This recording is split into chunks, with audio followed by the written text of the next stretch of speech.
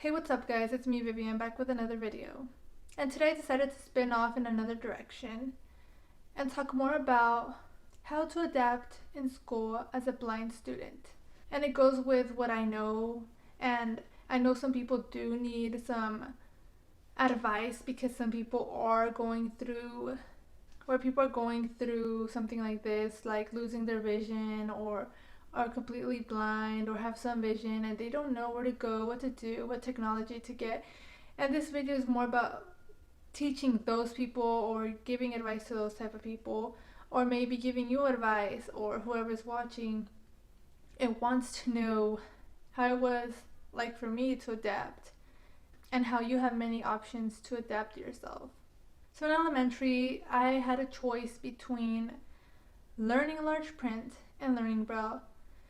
First, I tried Braille because print at the moment wasn't an option and I didn't know if I could see it or not, so they taught me that just in case I would lose more of my vision. So I started to learn Braille, and then I thought, what if large print works for me? Large print is 20-inch font, and I was considering it, but then I started to read the books and I was like, nope, this is not for me. I read so slow, it's not gonna be good for me at all.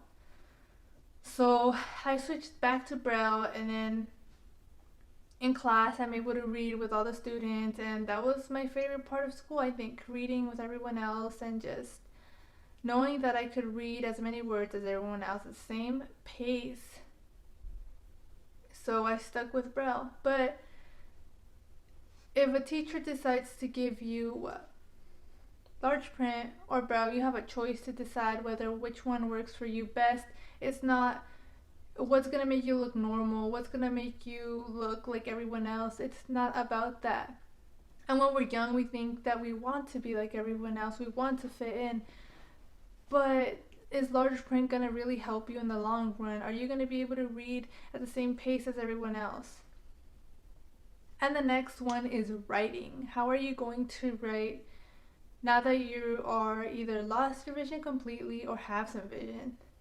If you lost your vision completely, you have the option of using the Braille note. The Braille note is convenient because it's small and it's not heavy, and it fits in your backpack, and you can read and write and do everything else, and your teacher could see what you're doing. You just have to go line by line and print out your work. Or do you want to use the Mac computer? And that is something else that I have myself, a Mac, and I think it's a really good product, and it's lightweight, convenient, and it works really well. So enough about technology. Now I want to talk about how are you going to understand what's going on the board. How are you going to know what teachers are doing, what teachers are writing, and all the notes that you got to take? And the tip I have for you is listen closely. And that's the tip. Listening to what the teacher says and just jotting everything down is going to help you, because you may not know what is important because teachers have the board and they highlight things and you don't know that. And I think that that's what happened to me sometimes when I would take notes. It would be so many notes to follow along because I didn't know what was going on, and that is kind of confusing, but you have to find your own method that's going to help you. Or maybe you learn this in college where you have a note taker and someone can take notes for you, or you could tell the teacher, can you print out the notes for me? Give them to the person that embosses your stuff and emboss your notes for you so you can have them in Braille. And I'm pretty sure everything has been advanced. Maybe you have more things at your fingertips. Maybe you have what you need and it's easy. But the reason I made this video is because when I moved from the Santa Barbara County to the south, the desert area, and people there were so bad at helping people with low vision, people with no vision. They didn't have hardly nothing.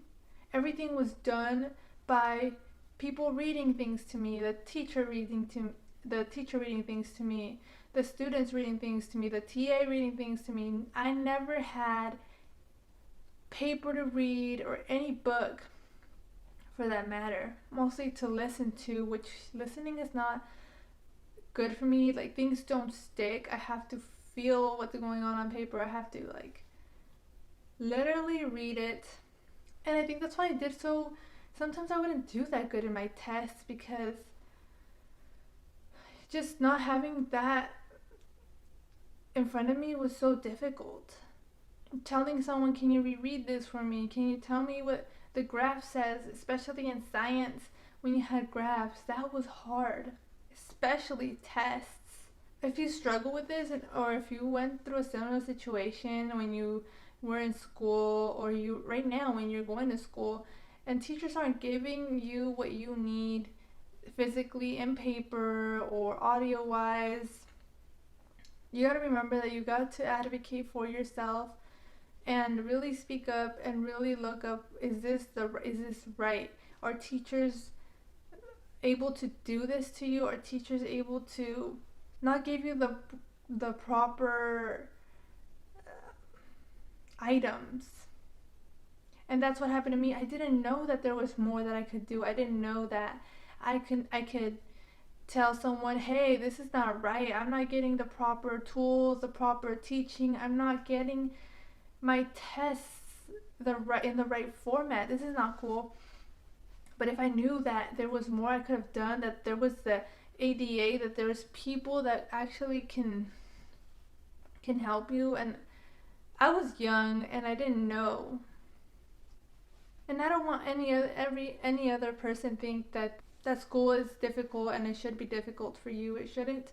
It should be like everyone else, going to school and learning, just in a different way.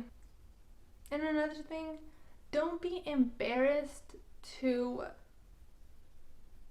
use whatever you have at your disposal. Use your CCTV or whatever they're called nowadays. Use every technology that you have. It doesn't matter what people think. It doesn't matter what people see and think about you. It's how easy it is for you to learn. I remember I was embarrassed to use this TV that magnifies the board, embarrassed that everyone's gonna see me sit in front of a TV while they're just looking at the board. But eventually you get over that embarrassment. And I've known so many people too that are embarrassed to use the tools, and they don't do good in school, and school's hard because they're trying to be like everyone else, write with pencil and try and write in those little lines that you could barely see, instead of using a marker, an expo marker, or a pen, a black pen. And we had like these papers that had wider lines that you could write on. And that could have been better. I only use those for math, never used it for writing. I never did that. Honestly, I wouldn't encourage it if you have limited vision or a little amount of vision. I would encourage you to write with a brown note or a computer. I wouldn't want you to write, like, it'd probably take 10 papers to write like a 3-page essay or something, because you're writing your stuff in a very big font. And it's good at school, people are already using tablets and everything, so you don't really feel left out because everyone else is using the tablets. Only because technology is evolving and things are going more audio wise in school for people that can't see or low vision. You don't just have to have audio. You can use mostly Braille. Just use Braille so you won't forget how to read and stuff like that, because one day you're gonna have to read those Braille signs outside, and it's a very good way to do it. Technology has come a long way, because when I was younger, 8 years old, dictionaries in general, every book was so big. It wasn't just one book, it had many volumes. It was like from the floor up almost to the ceiling, or maybe I'm exaggerating, but it was like so many books. And then when we had to go find a word, a definition, I had to go into a room with all these books, find the book, and eventually sometimes I would get the wrong book, and then I would take it and it would be the right book for my homework, and it was just crazy. It was just frustrating. Now all you gotta do is, pull out your phone and be like, ask Siri, and Siri will read the definition to you.